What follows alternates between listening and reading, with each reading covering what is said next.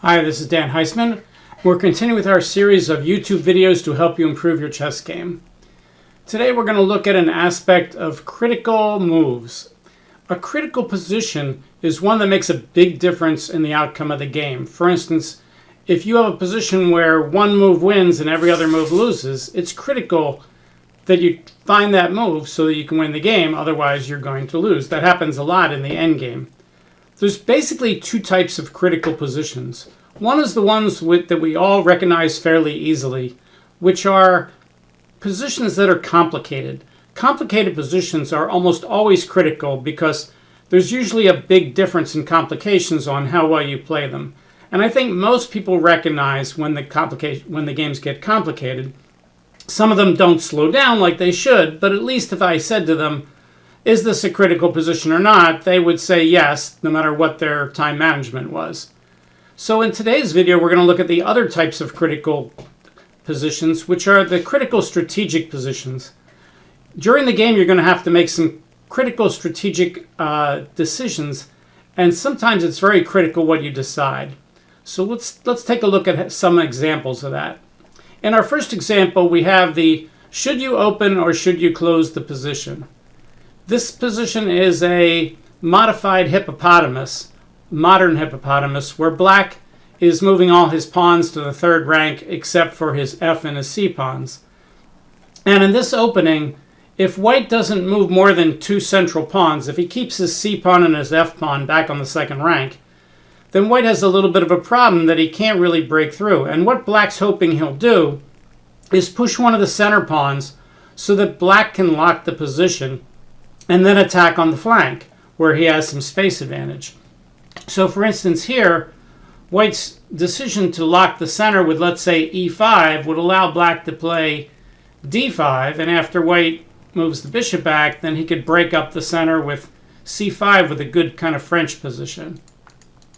On the other hand, if white tries to play d5, then black can play e5, and then later black will castle and break with f5, which is a good King's Indian kind of position. So that's what black's hoping that white will do, would be to lock the center so that he can play on the flanks. So whenever you have a choice of whether you should open the position or close it, you have to think carefully about what you want to do. For instance, a lot of times I see that when black is castled kingside, let's just push a pawn up here, and white has to decide, should I open this line or should I lock it? If his rook was still on h1, then a lot of times you see beginners make the mistake of saying, oh, I'm going to get space and I'm going to attack that bishop. And they knock the bishop back, let's say, to h8, but now that rook on h1 is out of the attack. More times than not, if the rook is still on h1, you want to take that pawn and open up that line and then be able to attack down the h-file. So that's a good example of where you want to open instead of close. All right, let's look at our next decision that's critical but not necessarily complicated. It's white's move here, and black has just played something like knight g6 to block queen takes g7 mate. The question white has here that's a critical strategic question is, should I trade queens or not? Well, the material is even, but white has some pressure against his queen side, and white is attacking the black king, and the black pieces aren't easily able to get to black's defense. So the right move here for white is to play something like queen g3, threatening h5, and the knight can't move because of the mate. If white does that, white has a strong initiative and a good attack.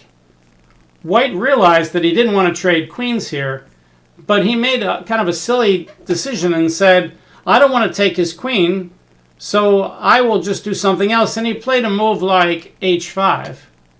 Well, just because you don't want to trade queens, if you let your opponent trade queens, then that's going to do it. So black did trade queens.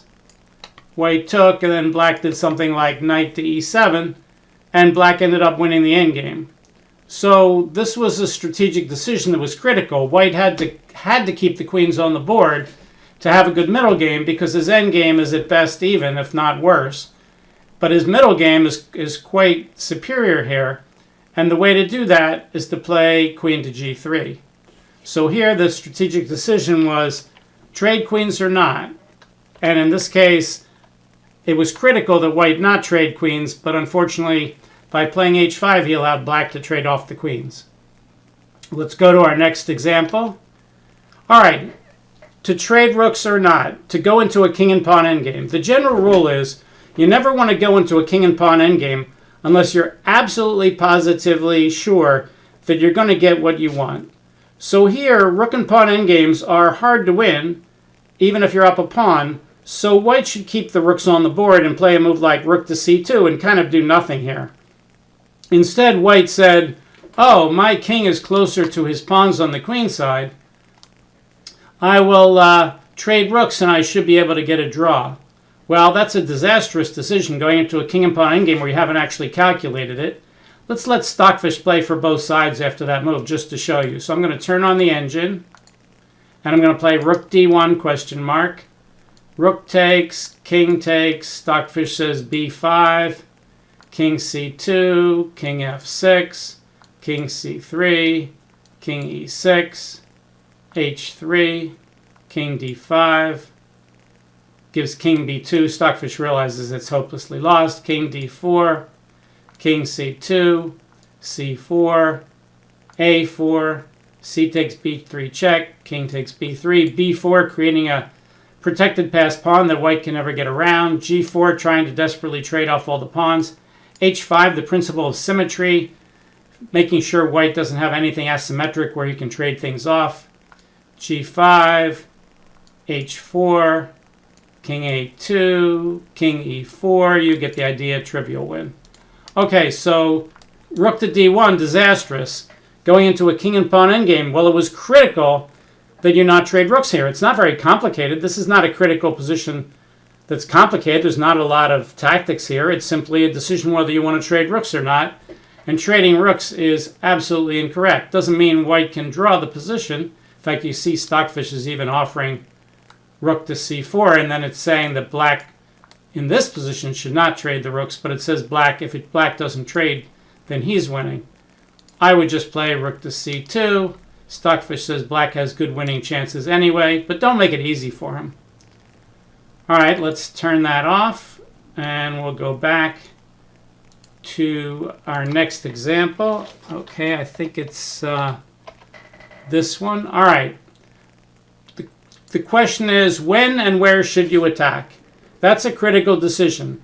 So, for instance, if you prematurely attack someone, then you could be thrown back and you could get a disadvantage. So, for instance, here, white has to decide, do I have enough power attacking the king that I can go after the king now with black's pieces mostly on the queen side, or do I need to really complete my development first? So, for instance, a move like knight g5 would be a critical decision, because if it doesn't work, you're going to be thrown back and you're going to get into trouble. And if it does work, then you want to attack before black has a chance to get his pieces on the king side. So again, let's ask the engine, Mr. Engine, what do you think is the best move here? Stockfish 13 is looking at moves like rook e1, or second best move is bishop e3. So Stockfish says, you're not ready yet, don't attack. So let's make the attacking move and see what Stockfish wants to play for black. Knight g5. Stockfish says, well, that loses the advantage for white. This attack is premature. Premature attack's doomed to failure. Black simply says, go away, Mr. Knight. Stockfish says, you have to go back where you came from and declare that you made a mistake. If you go up to h7, now your position's getting even worse. Your knight is now trapped. You don't have any good sacrifices to open him up. And black is up about 3 pawns here. So, critical decision when and where to attack. In this case, maybe you want to attack kingside, but not now. It's too early. If you get some more pieces out and black continues to play on the queen side, maybe you could think about going toward the king side, but not yet. All right, let's check out the next one. Okay. Okay, the next one is, again, where to attack, and we have the pointing rule. If you haven't seen my video on the pointing rule, I did it a couple weeks ago. It covers all aspects of the pointing rule. I'm just going to kind of quickly summarize here. The pointing rule says if the E and the D pawns for both sides are all locked together, all four of them up against each other, like they are here, then you can put your hand across the E and D pawns, and the way it's pointing is the direction of the board you should attack, and the direction of the board you should break your pawn breaks. So here, with the pointing rule, it says white should break with a pawn break on f5 if he has one, but white should be attacking over here on the king side, and black should be attacking over here on the queen side. All right, so pointing rule. All right, let's go to the next one. All right, so another strategic decision that you have to decide, and one of my students did it wrong earlier this week. He had a position where his opponent had already castled first, and he could castle either side, and he decided that he wanted to throw his pawns at his opponent's king, so he decided that he would castle opposite sides and castle queenside and then throw the pawns at his opponent's king. Well, the problem was there was nothing in the position that said throwing your pawns at the opponent's king was going to work, and there was also nothing in the position that said if you do that, that you're going to get there first. So he castled queenside kind of just because he wanted to, not because the position suggested that he should. And the engine immediately said his position went from slightly better to much worse, and it suggested that his opponent could attack queenside first by starting by sacrificing a pawn to open up a line and then getting a big attack on the queen side.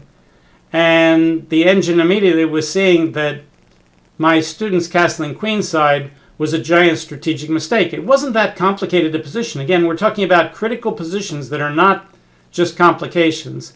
But he decided he would castle queenside, and he actually, in the position, the best idea was to probably castle kingside, unless the position changed a little bit. But he wanted to get his king out of the middle for sure. All right, well, I've set up such a position here. This is kind of like a Carrez attack in the Carrez attack in the Skavenigan. So let's show how that position came to be. E4, C5, knight F3, D6, D4, C takes D4, knight takes D4, knight F6, knight C3, E6. That's the Skavenigan. I used to pronounce it the Scheveningen, but somebody who lived near the town said, no, Dan, it's pronounced more like Skavenigan. Of course, I don't have correct pronunciation having my American accent on it, but it's somewhere close to Skavenigan. Anyway, so they're playing the Skavenigan, and the best line against that is the Carrez attack, G4, A6, making it look a little bit like a Najdorf, G5, knight back, H4, queen C7, bishop G2, knight C6, bishop E3, B5, queen D2, bishop B7, castle. Bishop E7, H5. Okay, so black has to do something with his king. Well, he has three choices, and it's probably pretty critical that he choose the right one. He could castle queenside, where a lot of his pawns are pushed up. He has no queenside pawns on the second rank. He could castle kingside, where all his pawns are on the second rank, but white's pawns are all the way up, coming and attacking him here. So with the pawns up there, castling kingside could be pretty dangerous. White can play a move like G6 and sacrifice a pawn and open up some lines. On the other hand, black could keep his king in the center and wait and see what happens, but then the king is blocking the rooks out, and especially the rook on H8 is a little bit out of the game. Just for the fun of it, let's let Stockfish 13 play a few black moves here and see which one he wants to play. All right, Stockfish, go do your thing. Stockfish, if we look at his PV here, can't see it all, but he's suggesting leaving the king in the center for a while. He's suggesting knight CE5, F4, knight C4, forking the queen, queen E2, rook C8. Well, clearly he's not going to castle queenside. G6, blasting open the king. B4, counterattacking. H6, counterattacking. B takes C3. H takes G7. C takes B2 check. It's nice to be a computer. King B1. Knight A3 check. King B2. Queen C3 check. Looks dangerous for white, but Stockfish says 0, 0, 0. King c1. Bishop f6. Wow, what a move. Would not have guessed that. G takes f7 check. And now king e7. Wow, if he takes the pawn, is that bad? Yeah, taking the pawn is bad. Crazy game here. This would make all the game books if it was two humans playing. King e7. G takes h8 queen. Bishop takes h8. e5. It's still 0, 0, 0. Queen checks, and now he gets a perpetual. King d2, queen checks, perpetual.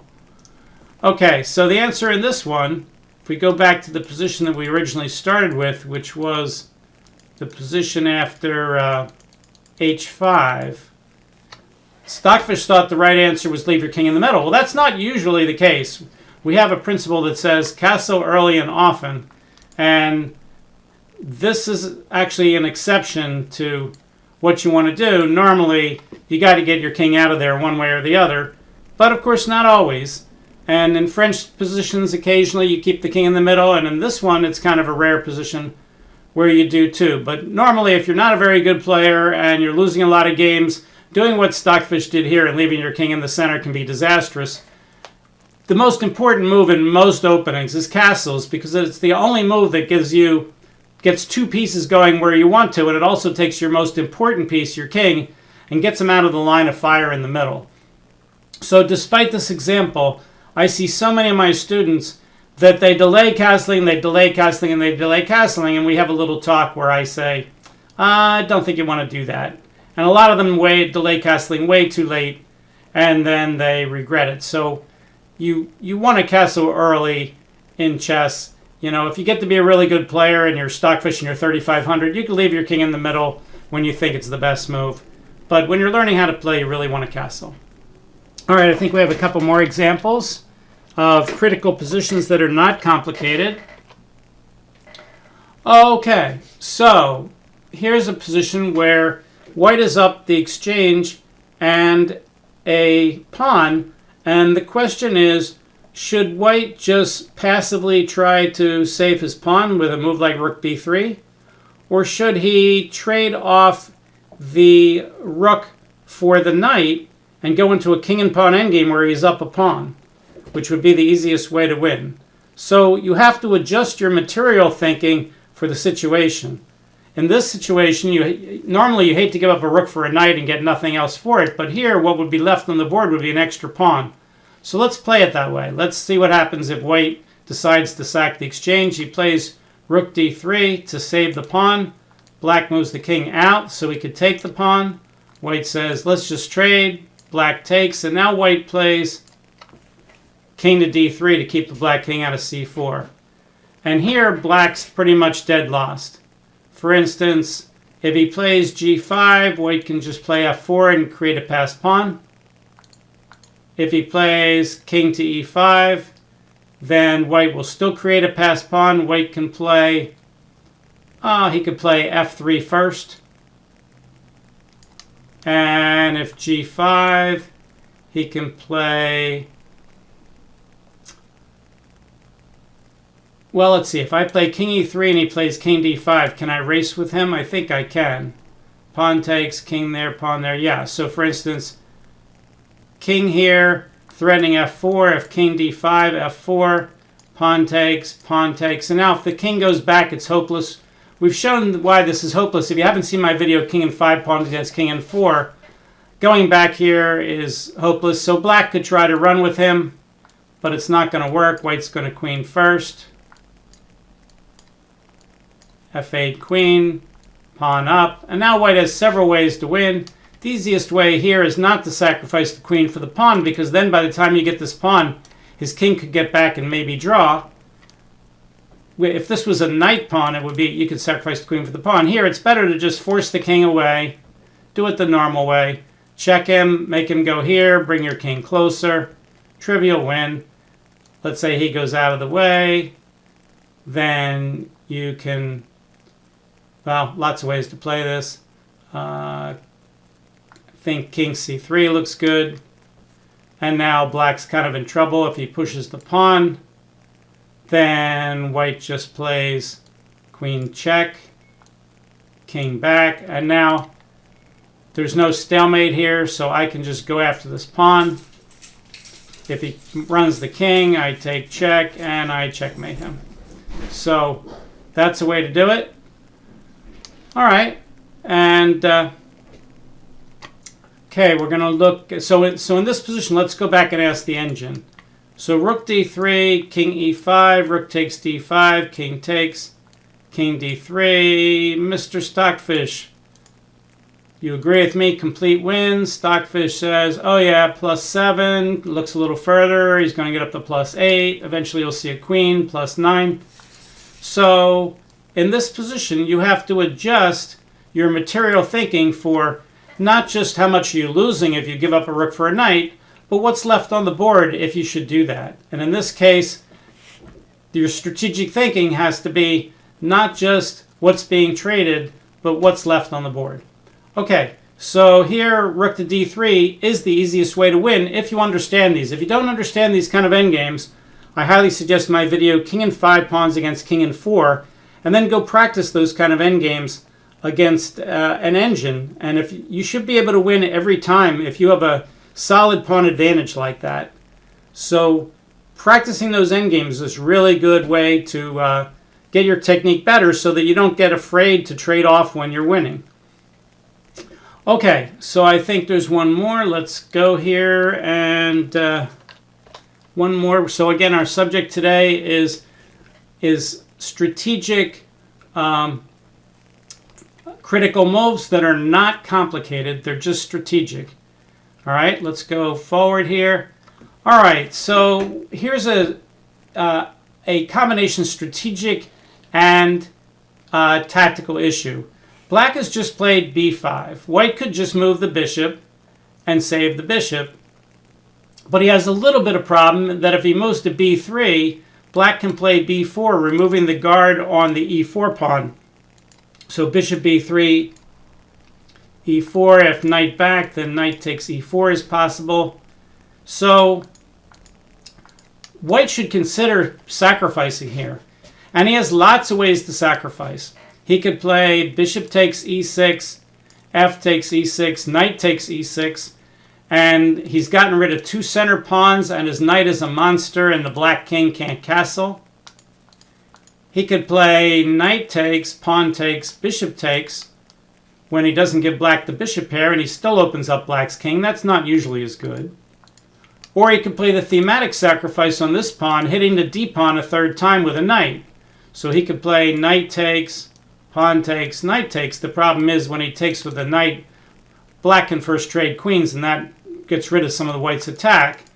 So a better way to do it would be to play something like bishop takes, pawn takes, and now knight takes. And now he's hitting this pawn 3 times, and it's only guarded once, and he's going to get that 3rd pawn in the attack. So in all of these sacrifices, you have to calculate whether you're getting enough for it. That's a little bit complicated, but you can't figure it out to the end. The positions after you do that are complicated, but they're not really I take, he takes, you take, I take, kind of complications. The smoke is a little bit just starting. It's not that the smoke is cleared, but after you play a move like bishop takes, pawn takes, knight takes, you got to look at some of the moves that black can play here, like b4, to try to remove those guards. But there's not as many checks, captures, and threats here. It's more a question of your judgment of whether or not you have enough compensation for the piece. All right, let's again give this position to the engine. Sometimes the engine takes a while to see if it wants to sack the piece. Mr. Stockfish, what do you want to do? Let's look at the top 3 moves. All right, so far in the top 3 moves, there is a sacrifice, but it's not one I mentioned. It's yet another sacrifice. The computer is looking at bishop d5 hitting the rook, and if black takes the bishop, white can take back with the pawn, opening up the e-file against the king. Let's take a look at that. Bishop d5. If e takes d5, Stockfish says first play knight c6 hitting the queen. The queen comes back. This looks a little bit like that famous sacrifice in the Vladimirovich attack. Now you play pawn takes to guard the knight. And it says black's losing. If he tries to block the e file, you just simply bring the rook over and threaten f4. If he plays a move like bishop e7 to block the center, you just blast him open. Knight takes, pawn takes, d6, getting your piece back. So it turns out that we have yet another sacrifice, bishop d5, where black can't take the bishop. He has to play b4, only move with approximately equal chances. It does say white can take the rook. Black takes the knight. White should take back with the pawn. Queen takes on a2, and it says black has enough compensation attacking against the king. White can play queen e2 so he can get his king into the middle. Let's look at some of those other sacrifices. Let's say you play bishop takes e6. Bishop takes e6. F takes e6. Knight takes e6. Stockfish says, -1/6. Nah, he's not very convinced. I think taking with the knight's even worse. Knight takes. Well, it says it's about the same. Pawn takes. Bishop takes. Black's better by about a pawn. Let's try the sacrifice on b5. Bishop takes. Pawn takes. Knight takes. And now just knight takes e4. A little trick. Overworked knight. If we play knight takes, he takes here. If now you try to take d6 check, he takes, you take, and he takes your bishop with check. Ouch, resigns. So knight takes d6 doesn't work. You need to save the bishop first. But you don't have time, and black is just up a piece for a pawn, and you don't have any attack. So that doesn't work either. And so these are more complicated than some of the other strategic issues we talked about earlier in the video. But it is a strategic issue, is if I sacrifice something, am I getting enough for it? Here, Stockfish pretty much recommends no. Yes, bishop d5 is a sacrifice, but the best move is bishop b3 with a typical opening advantage for white. In fact, more than the average opening advantage. You can see he's up close to a pawn here in Stockfish 13's evaluation. All right, so today's video was important critical positions that are strategic in nature and not necessarily complicated. I hope you enjoyed the video. The best thing I ask my viewers to do is to tell their friends about my channel, Dan Heisman Chess, and pass the word. See if we can get up to 1 million views sometime while I'm still living. We just passed the 100,000 mark. And of course, if you haven't subscribed to the channel, you can, and you can also like the video. Thanks a lot. Pass the word. See you next time. Bye.